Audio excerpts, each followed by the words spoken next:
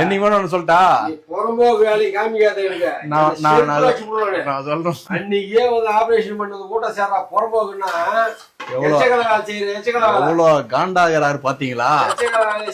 இதுக்கு என்ன காரணம்னு சொல்லிட்டு பாத்தீங்கன்னா வந்து எங்க அம்மா வந்து இப்ப இல்ல, அதனால வந்து எங்க அப்பா தனியா தோசை சுட்டுனுறாரு.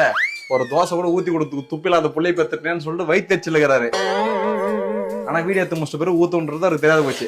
என்னப்பா இதுக்கு மேல ஊத்தி என்ன பண்றது? பாட்டை தான் ஊத்துறோம் நீ. இந்த மாதிரிலாம் சொல்லாதுப்பா. நான் உன்னை வந்து நினைச்சு தினம் தினம் பெருமைப்படுறேமா. நான் இந்த மாதிரி எனக்கு ஒரு அப்பா இருக்கிறாருன்னு நினைச்சு எனக்கு ஒரு நாளும் எனக்கு பெருமையே வேணாம்.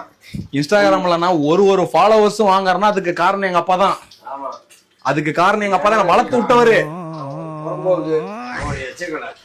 அந்த மாதிரி ஒரு புள்ளி பார்த்தது அவனை செருப்பாலே அடிக்கணும். யூ மீன் புறம்போக்கு மீன்ஸ் பேசலாம் இங்கிலீஷ் தெரிஞ்சதானே? எங்க படிச்சாதானே படினா பொறிக்குன்னு சுத்தின்னுட்டு பாருப்பா. ஏதாவது என்னை பத்தி ஒரு நல்ல மாதிரி ஒரு 4 வார்த்தை சொல்லுப்பா. ஒரு 6 லட்சம் ஃபாலோஸ் எடுக்கிறேன், ஒரு 6 லட்சம் ஃபாலோஸ் போட போறேன், பத்தி நல்ல மாதிரியா சொல்லுப்பா ப்ளீஸ்பா. 6 லட்சம் 60 லட்சம் ஒன்றும் பிரயோஜனப்பட மாட்டேன். போ 6 லட்சம் போட்டு டீஷர்ட்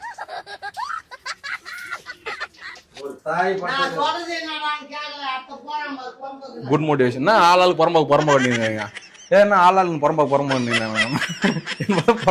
தெரிஞ்சா ஊர் உலகத்துல எவ்வளவு நல்ல பேர் வச்சிருக்கேன். நான் இவங்க கூட பேட் கமெண்ட்ஸ் ஆகிக்கிறேன். என்ன சிரிச்சுக்கிறேன் பரவா இதா இல்ல. எங்க அப்பா அப்பா நடனா வேஸ்ட்லான்றாரு, எங்க ஆயா அப்பா நடனா புறம்போக்கு வந்து இங்கிலீஷ்ல தமிழ் மாத்தி திரும்பிக்கிறாங்க.